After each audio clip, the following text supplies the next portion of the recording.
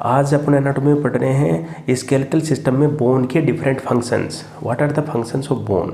तो आप देखोगे कि बोन अपनी बॉडी में पाई जा रही हैं, इनका एक क्लियर फंक्शंस हैं। तो सबसे इम्पोर्टेंट और जो फंक्शन है वो है अपनी पूरी बॉडी को एक प्रॉपर शेप प्रोवाइड करना। तो प्रॉपर शेप जो है वो बोन की वजह से ही पॉसिबल है। फर्स्ट फंक्शन हो गया।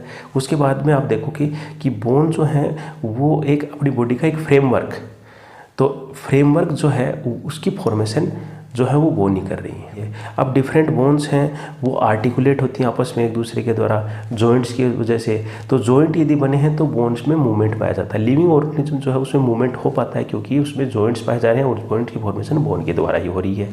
यहाँ पर इसमें मदद कर रही है मसल्स का अटैचमेंट बोन के ऊपर होता है। स्केलेटल मसल्स जिसका नाम भी इसीलिए रखा है स्केलेटल क्योंकि उनका अटैचमेंट बोन के ऊपर है। उनमें कॉन्ट्रैक्शन होता है जिसकी वजह से इन जॉइंट में मूवमेंट होगा, जॉइंट में मूवमेंट होगा तो अपनी पूरी बॉडी मूवमेंट करेगी।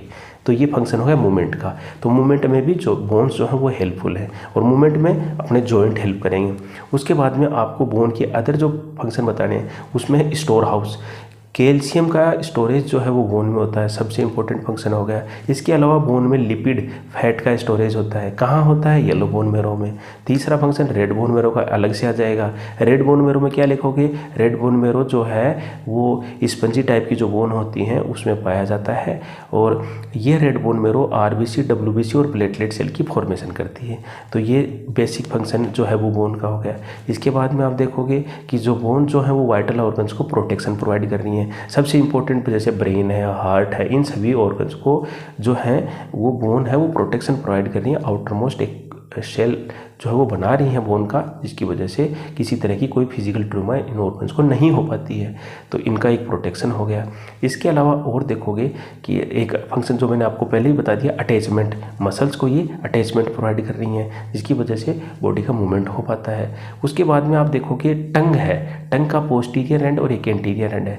पोस्टीरियर एंड जो है वो हायोइड बोन के ऊपर अटैच होता है जिसकी वजह से टंग में मूवमेंट हो पाता है। टंग की मसल तो कॉन्ट्रैक्ट कर लेंगे लेकिन एक स्पेसिफिक मूवमेंट कब हो पाएगा? जब उसका कोई अटैचमेंट हो। तो टंग का अटैचमेंट कौन प्रोवाइड कर रहा है? हायोइड बोन प्रोवाइड कर रही है। हायोइड बोन जो है वो अपने मिड एक्सिस ऑफ नेक में प्रेजेंट होती है जस्ट अबाउट टू लैरिंग्स। ये इंपॉर्टेंट फीचर है, याद रखो। उसके बाद में आप देखोगे अदर जो फंक्शन है बोन की तो वो आ जाएंगे हियरिंग में। ईयर ओसिकल्स जो है वो जो कि मिडिल ईयर में पाई जाती हैं। मेलियस है, इनकस और स्टेपीज है। यहाँ पर ये सभी बोन्स ईयर ड्रम से वाइब्रेशंस को इंटरनल ईयर में ट्रांसमिट करेंगी और ये वाइब्रेशन जब इंटरनल ईयर होते हैं तो उसमें जो फ्लूइड प्रेजेंट होता है उस फ्लूइड में वेव प्रेजेंट होती हैं, वेव अपीयर हो पाती हैं और वेव्स की टेक्टोरियल मेम्ब्रेन उसमें मूवमेंट और नर्वो इम्पल्स का जनरेशन होता है और ये नर्वो इम्पल्स ब्रेन तक पहुंचती है और अपने को सुनाई देता है। इस तरह से बोन के ये डिफरेंट पिक्यूलियर फंक्शंस हो गए। याद कर लो, A to Z कहीं नहीं रुकने वाले। एग्जाम में बहुत ही एक्सप्लेन तरीके से इनको लिखो।